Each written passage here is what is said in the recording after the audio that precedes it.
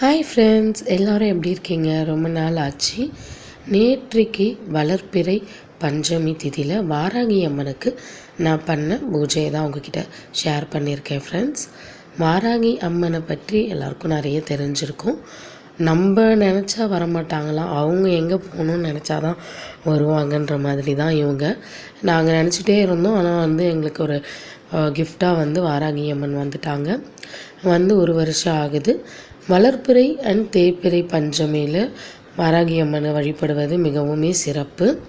நான் நேத்திக்கு 3 அபிஷேகங்கள் பண்ணேன். ஃபஸ்ட்டு சந்தன அபிஷேகம், அப்புறம் பால், அப்புறம் பன்னீர் அபிஷேகம் தான் பண்ணேன். அபிஷேகம் பண்ண முடியலனா கூட நம்ம வாராகி அம்மனுக்கு அன்றைக்கி நல்லா அவங்கள கழுவி நல்லா மஞ்சள் குங்குமம்லாம் வச்சு பூ சாத்தி ஒரு வாழைப்பழம் வச்சு கூட நம்ம சாமி கும்பிடலாம்.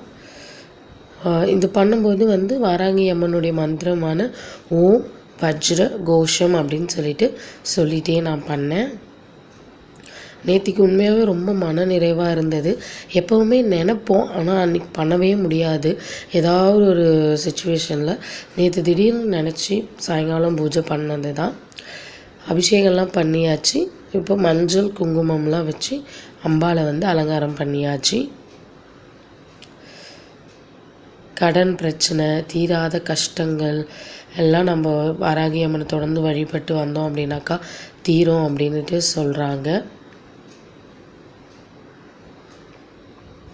ஸோ சிம்பிளாக பண்ணி முடித்தாச்சு. அம்பாவை எடுத்துகிட்டு அவங்க இடத்துல வச்சாச்சு. அவங்க கழுத்தில் ஒரு முத்துமணி மாலை போட்டு வச்சுருப்பேன், அதையும் போட்டுட்டு நேற்று சாமந்தி பூவையும் சாத்தியாச்சு. அம்மனுக்கு வள்ளிக்கிழங்கு தான் ரொம்ப பிடிக்கும் அப்படின்வாங்க.